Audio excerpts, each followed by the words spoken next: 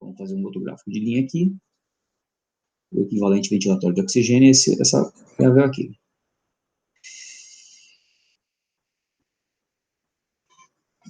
O que acontece com o equivalente ventilatório de oxigênio? O que é o equivalente ventilatório de oxigênio? Nada mais é do que os valores de ventilação divididos pelos valores de oxigênio, ou seja, a curva da ventilação dividida pela curva de oxigênio. A curva do consumo de oxigênio é sempre linear ao longo do teste, né? Tirando aquela parte finalzinha que tem o platô, ela aumenta linear ao longo de todo o teste, não é? Tudo bem. A curva da ventilação aumenta de forma linear ao longo do teste? Não. A curva aumenta numa velocidade até o primeiro limiar, depois ela aumenta numa velocidade maior. Ou seja, quando eu divido ventilação por consumo de oxigênio, essa curva equivalente ventilatório de oxigênio vai me mostrar uma quebra de curva que indica que a ventilação começou a aumentar numa velocidade maior do que vinha acontecendo antes. Que a ventilação começou a aumentar numa velocidade maior do que o consumo de oxigênio vem aumentando. Em que momento isso acontece? Aqui é claro, né, equivalente ventilatório de oxigênio, em uma quebra de curva, identifica o primeiro limiar. O equivalente ventilatório de oxigênio, aqui, vocês olhando aqui, é claro onde está a quebra de curva, né?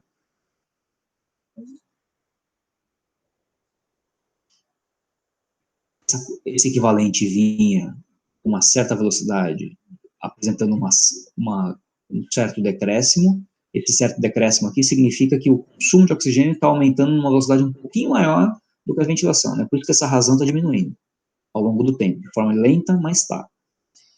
A partir desse ponto aqui, o equivalente ventilatório de oxigênio aumenta progressivamente, né? Em direção ao final do teste.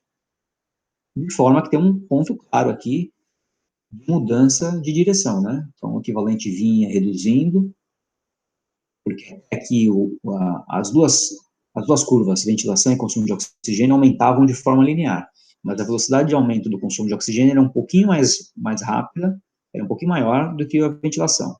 Por isso, quando se divide a ventilação para o consumo de oxigênio, essa razão vinha apresentando um decréscimo lento ao longo do tempo. Mas a partir do primeiro limiar, a ventilação começa a aumentar numa velocidade muito grande, por conta do CO2 adicionado pelo tamponamento.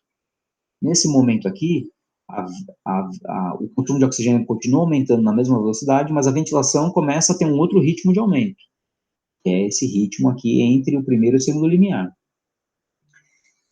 Isso aqui produz uma quebra de curva clara, né? Nesse caso aqui, está acontecendo no ponto 22. Então, a gente tinha identificado antes aqui no ponto 24, e a gente está falando agora, pessoal, ponto 22. Então, eu vou pintar aqui de amarelo, vou pintar de verde, vai. O azul. O ponto azul é o equivalente ventilatório. Ou seja, foi muito próximo, né? São 2 pontos. São 2 médias de 10 segundos, para frente e para trás, tá? A gente vai ver o que acontece. Já. E para identificar o segundo limiar, a gente pode utilizar a outra curva, o equivalente ventilatório de CO2, que é essa aqui.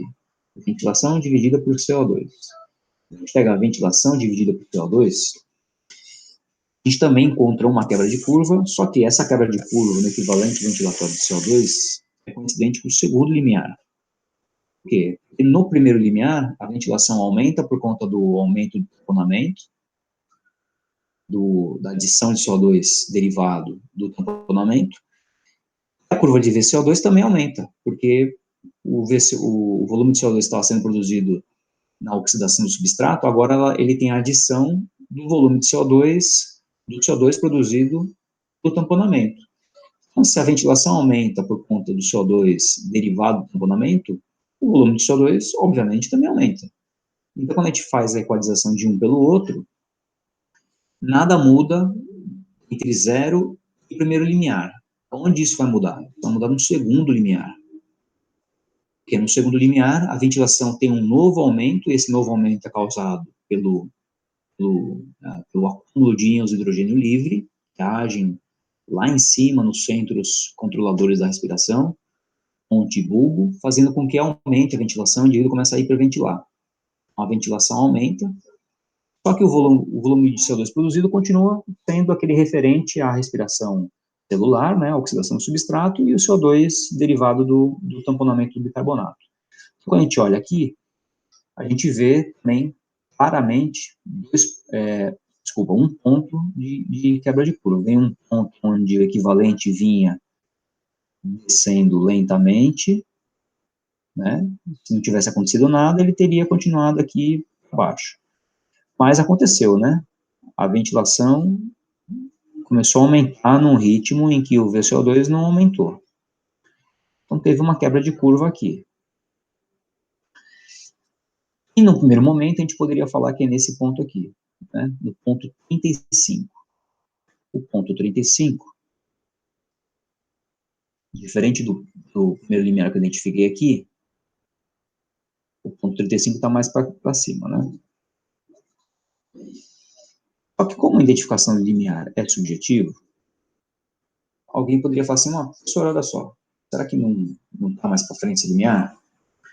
Aqui, ó, tirando esse momento inicial de teste aqui, todos os outros valores do equivalente ventilatório de CO2, eles vinham decaindo, mas eles vinham variando dentro de um certo limite entre 25 e 30. Então, eles estavam sempre variando, tirando esse início aqui, eles estavam sempre variando entre 25 e 30, 25 e 30, 25 e 30, 25 e 30, 25 e 30.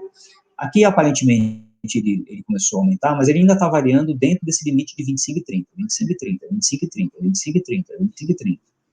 Onde ele começou a variar fora desse limite de 25 e 30? A partir mais ou menos desse momento aqui, onde a partir daqui ele começou a variar de forma contínua. Então, a gente poderia também falar que a partir desse ponto aqui,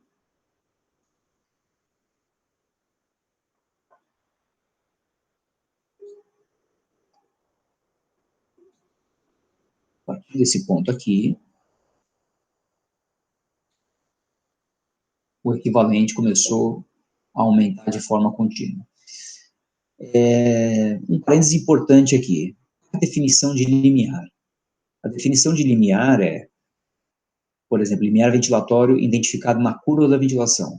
A definição de limiar é o último ponto onde, a partir dele, houve um aumento progressivo e contínuo. Isso é a definição de limiar. É o último ponto onde, a partir do qual, houve um aumento progressivo e contínuo.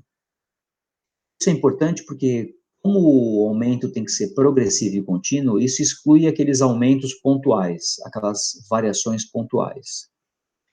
Esse é o caso aqui, porque se o limiar fosse identificado aqui, depois daqui ele começou a aumentar, mas ele aumentou de forma contínua? Não, porque ele estabilizou, depois ele teve uma leve queda, e a partir daqui ele começou a aumentar, variando, mas ele começou a aumentar de forma progressiva. Então, eu diria, já sabendo que o limiar ventilatório 2 pela curva da ventilação aconteceu um pouco mais adiante, e vendo que esse aumento progressivo no equivalente ventilatório de CO2 aconteceu a partir desse ponto, o último ponto onde, a partir do qual, houve um aumento progressivo e contínuo. Não foi aqui, foi aqui. Esse ponto aqui é condizente com o ponto 45. Eu diria que o segundo limiar acontece por volta do ponto 45. Onde que é o ponto 45? Aqui, ó. É aqui. Então, vamos para essa linha anterior.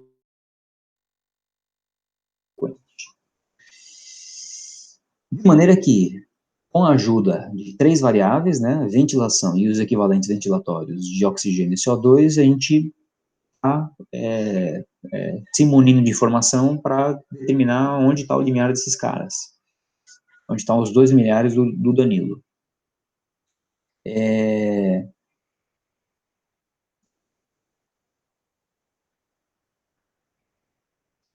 tipo de informação a gente precisa utilizar para expressar o limiar, né?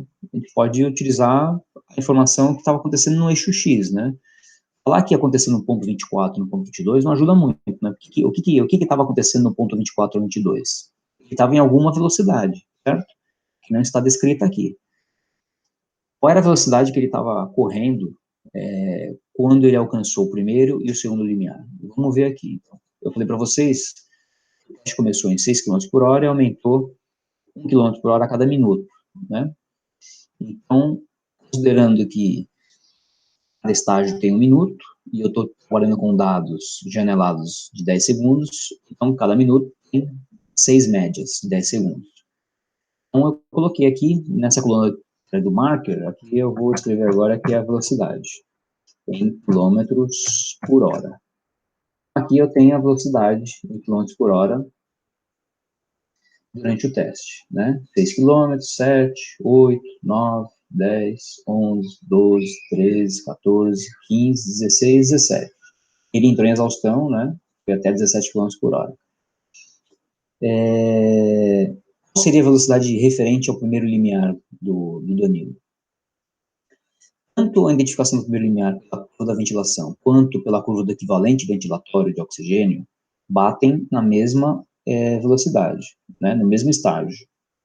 Ou seja, é muito provável, né? A gente tem poucas chances de errar falando. O primeiro limiar ventilatório do Danilo acontece em 9 km por hora. Durante um teste incremental máximo em esteira, tenha essa configuração de incremento de intensidade. Tá? Então, ambas as variáveis aqui, né, ventilação equivalente ventilatório, identificam a mesma intensidade. Tem mais variáveis que a gente poderia utilizar para identificar o primeiro limiar? Tem. Outra variável identificaria o primeiro limiar. A curva da razão de trocas respiratórias. A razão de trocas respiratórias, a partir aqui do primeiro limiar, a gente começa a ter um incremento progressivo nessa curva do RR. Para quem não lembra, é o volume de CO2 produzido pelo volume de oxigênio consumido. E esse aumento progressivo aqui, relacionado ao quê? A produção de CO2 derivado do tamponamento. Então, a partir desse momento aqui, do primeiro limiar, a gente tem o CO2 não só derivado da respiração celular, mas também derivado do tamponamento, de forma que o volume de CO2 produzido dividido pelo volume de oxigênio consumido aumenta de forma progressiva a partir do primeiro limiar. Se a gente olhar aqui esse ponto de quebra de curva, vai dar exatamente no ponto 22 que a gente identificou anteriormente.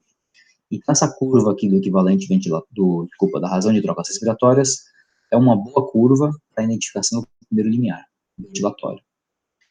O segundo limiar ventilatório. Bom, o segundo limiar ventilatório, a gente teria velocidades diferentes utilizando diferentes variáveis, né? Enquanto a curva da ventilação indicada por amarelo aqui, que a gente identificou lá, a gente diria que o segundo limiar de ventilatório do Danilo estaria a 14 km por hora, a curva do equivalente ventilatório de CO2, a gente diria que está a 13 km por hora. A gente precisa definir ou uma ou outra. Tem mais variáveis que a gente poderia utilizar? Tem uma variável boa de se utilizar é a fração inspirada de CO2, que infelizmente não tem aqui nesse dataset, infelizmente. Mas a fração inspirada de CO2, ela dá fornece claramente onde está o limiar do sujeito. A quebra de curva é bastante clara, né? A partir do momento que o indivíduo começa a hiperventilar no segundo limiar, ele provoca uma redução da fração, né? Do quanto CO2 representa naquela amostra toda de ar que ele expira a cada ciclo respiratório, a cada respiração. Então, a partir do segundo limiar, quando o indivíduo apresenta hiperventilação, a gente tem um fenômeno chamado hipocapnia, redução da pressão parcial de CO2 no sangue, consequentemente, uma redução da fração expirada de CO2 a cada ciclo respiratório. A fração expirada de CO2 também é uma boa variável, que não está aqui, infelizmente. De qualquer jeito, a gente precisa tomar decisão, né? O limiar do Danilo, mais provavelmente, em 13 ou em 14 km por hora. Uma conduta que normalmente a gente faz em área clínica, é sempre ter uma abordagem mais cautelosa do que ao contrário. Se o indivíduo, até para treinamento também isso, essa abordagem cautelosa serve. Se o indivíduo vai iniciar um período de treinamento, é mais fácil, é melhor, é mais razoável sugerir que o limiar dele esteja em 13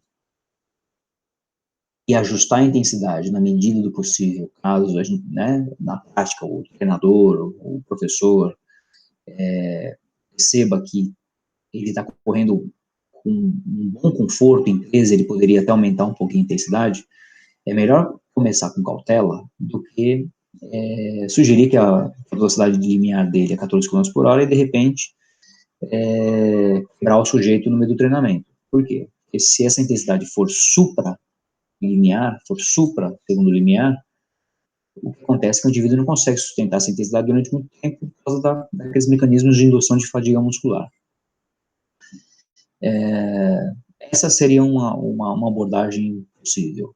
Uma outra abordagem possível é verificar quantos por cento dessas duas velocidades correspondem da velocidade máxima. Lembra que a gente sempre fala que o segundo limiar acontece ali por volta de 70, uma margem entre 60% e 80% da potência pico do teste incremental, ou da velocidade pico de um teste incremental? Então, a gente poderia calcular aqui o quanto 13% corresponde de 17, né? O quanto 13% não, o quanto 13 km por hora corresponde de 17 km por hora. Então, 13 km por hora corresponderia a 76% da velocidade de pico. A velocidade de pico. Ao passo que 14 km por hora corresponderiam a 82% da velocidade de pico.